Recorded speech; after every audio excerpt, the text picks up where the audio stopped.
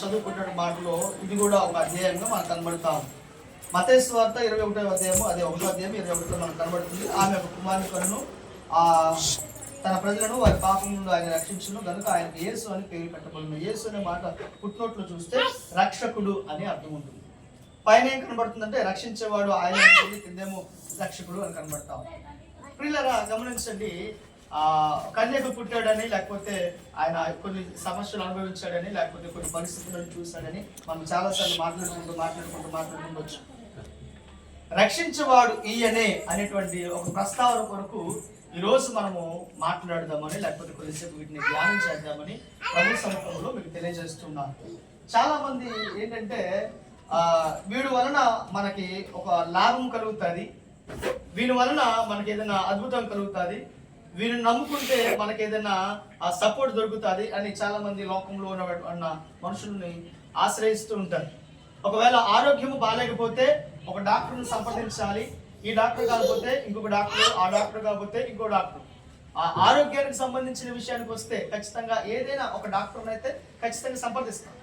లేకపోతే ఏదైనా court case కానీ, ఏదైనా పరిష్కారం కొరకు, ఏదైనా సెటిల్మెంట్ కొరకు ప్రయాసపడితే ఎవరైనా ఒక లాయర్ని సంప్రదిస్తాం. ప్రియులారా గమనించండి, నేను అంటాను, నాకు కలిగినటువంటి ఒక బాధ ఏదైతే ఉందో, ఏ రకమైనటువంటి విధానంలో నేను బాధపడుతూ ఉన్నానో, సమస్యలు ఎదుర్కొంటున్నానో, ఆ సమస్యకు సంబంధించినటువంటి వ్యక్తిని నేను ఎదుర్కొంటాను. ఒకవేళ అది వ్యాధికి సంబంధించినది డాక్టర్ అనో, లేకపోతే ఆ ఏదైనా సెటిల్మెంట్ సంబంధించినది లాయర్ అనో, ఏదైనా సపోర్ట్ కొరకు ఒకవేళ పోలీసు వాళ్ళనో, ఇలాగా ఈ సమాజంలో మనం చాలా మంది వెతుక్కుంటూ ఉంటాం. ఈ మాటకు వస్తే ఒక మనిషిని రక్షించడానికి అన్ని రంగాల సమర్థుడు ఎవరైనా ఉన్నారు అని అంటే ఆయన పేరు యేసు. దేవునికి స్తోత్రం. వ్యాధి అయినా కావచ్చు, బాధలైనా కావచ్చు, కుటుంబ సమస్యలైనా కావచ్చు, ఏ రకమైన ఇబ్బందులైనా కావచ్చు. ప్రియులారా ఇక్కడ మనకు కనబడుతున్న ఒక మాటను మనం పరిశీలన చేసుకోవాల్సి వస్తే, ఈ రక్షణ అనేది ఈ లోకానికి సంబంధించింది కాదు, నిత్య జీవమునకు అని స్పెషల్గా మనం చెప్పుకోవచ్చు. ఈ రక్షణ అనేది శరీర విషయాన్ని పక్కన పెడితే ఆత్మకు సంబంధించిందని చాలా ప్రాముఖ్యంగా మనం చెప్పుకోవచ్చు. ఎందుకు శరీరము ఆత్మ రెండు విధాలు మాట్లాడుకుందామంటే, ఈరోజు చాలా మంది అనుకుంటున్నటువంటి మనస్తత్వములు, స్థితిగతులు ఏమిటంటే, బైబిల్లో కనబడుతున్నటువంటి ఒక ధనవంతుని ఒకవేళ మనం పరిశీలన చేస్తే, ఈ లోకంలో నేను బ్రతకడానికి నాకు సమస్త విధమైనటువంటి వాటివి నాకు ఉన్నాయి కనుక నేను ఇంక పని చేయాల్సిన పని లేదనేటువంటి ఒక ధనవంతుడు మనం చూస్తూ ఉంటాం.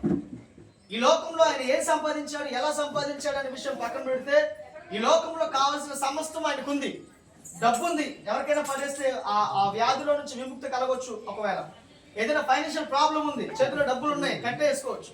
లేదా ఏదైనా సెటిల్మెంట్ చేయాలి, డబ్బు ఉంది, సెటిల్ చేసేసుకోవచ్చు. ఇది లోకానుసారమైనటువంటి ఒక విధానం.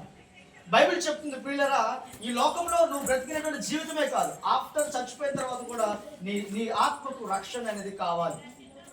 అది మనం ఎక్కడ గమనిస్తామనంటే, తప్పిపోయినటువంటి లాజరు అనేటువంటి వాడు ఆయన ఉన్నటువంటి బ్రతుకును ఒకవేళ పరిశీలన చేస్తే, ఒక అధికారికుండా ఆయన భోజనపు వాళ్ళ దగ్గర ఆయన పడిపోయిన వాటిని ఏరుకొని తిన్నట్లుగా మనం బైబిల్లో చూస్తాం.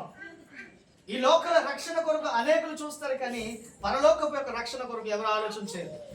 ఈ లోకంలో ఈ పూటకు మనం తింటే సరిపోతుందిలే, ఈ పూటకు మనం సరిపెట్టుకుంటే సరిపోతుందిలే అనేటువంటి మనుషులే తప్ప ఆఫ్టర్ డెత్ యొక్క ఆలోచన ఎవరు చేయరు.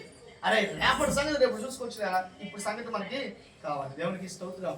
ఈ రోజు జరగాల్సిన విషయం మనం చూస్తే చాలు, రేపటి గురించినటువంటి విషయము పక్కన పెడతాం. ఈయన అంటున్నాడు, ఆయన మనుషులను రక్షించేవాడు కనుక తన ప్రజలను వారి పాపముల నుండి ఆయనే రక్షించును గనుక ఆయనకు యేసు అని పేరు పెట్టు. ప్రియులారా మరొకసారి గమనించండి, ఇక్కడ పాపముల నుండి రక్షించును అనే మాట మనం కనబడతాం. ఈ జీవన విధానంలో చాలా మంది పాపము చేయకుండా ఏ మనుషుడు లేదు. ప్రతి విధమైన పాపము, ఏదో ఒక పాపమును మూటగట్టుకొని, పక్షవాయువు రోగి ఆయన మంచాన పడున్నప్పుడు ఆయనను చూస్తున్న విధానమును బట్టి ఆ చుట్టుపక్కల వారందరూ కూడా ఆయన మీద జాలి తలిసి ఆయనను మంచముతో సహా ఎత్తుకొని యేసుప్రభు వారు ఇలా ఒక ఇంట్లో వాక్యాన్ని బోధిస్తూ ఉంటే పైకప్పు తీసివేసి అందులో నుంచి దించి ఆయన ముందు పెట్టి, అప్పుడు ఆయన అంటున్నాడు, ఆయన నోటితో అంటున్నాడు, అయ్యా నీ పాపములు క్షమించబడ్డాయి. ఈ మాట మాట్లాడితే అక్కడ ఉన్న వారందరూ కూడా నవ్వుతా ఉన్నారు. పాపములను క్షమించబడ్డం ఏంటండి అని అంటారు.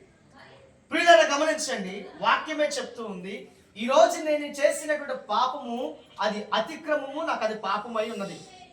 ఆజ్ఞను అతిక్రమించడం వలన అది పాపమై ఉన్నది.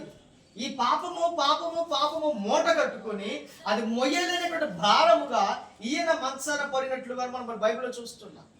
మరొక రకమైన పాపమును చూస్తే ఆ పాపము కొనసాగించుకొని ఆయన అలా మంచాన పడినట్లుగా మనం బైబిల్లో చూస్తాం. ప్రియులారా, ఒకవేళ ఒక వ్యక్తిగతంగా మనం ఒక జ్ఞాపకం చేసుకుందాం, ఒక తాగుబోతాన్ని చూసుకుందాం. ఈ తాగేటువంటి వ్యక్తి ఒకరోజు తాగాడు, ఒక పాపము చేశాడు. మరొక రోజు తాగాడు, మరికొంత పాపం చేశాడు. మరొక రోజు తాగాడు, మరలా పాపం చేశాడు. ఈ తాగుతూ ఉన్నటువంటిది ఈ పాపము పేరుకుపోయి లోపల ఊపిరితిత్తులను లేకపోతే కిడ్నీల మీద భారము పడి ఆయనకి సంబంధించినటువంటి బాడీలో పార్ట్స్ అన్ని పాడైపోవడానికి గల కారణం నాకు దారి తీస్తుంది. యేసు ప్రభు వారి దగ్గరికి ఈయనను తీసుకుని వచ్చినప్పుడు నీవు చేసినటువంటి పాపములు క్షమించబడ్డాయి అని అంటే దాని ఎక్స్పైరీ డేట్ అనేది కొంతకాలం పొడిగించబడింది, క్యూర్ అవ్వాల, పొడిగించబడింది. దేవునికి స్తోత్రం.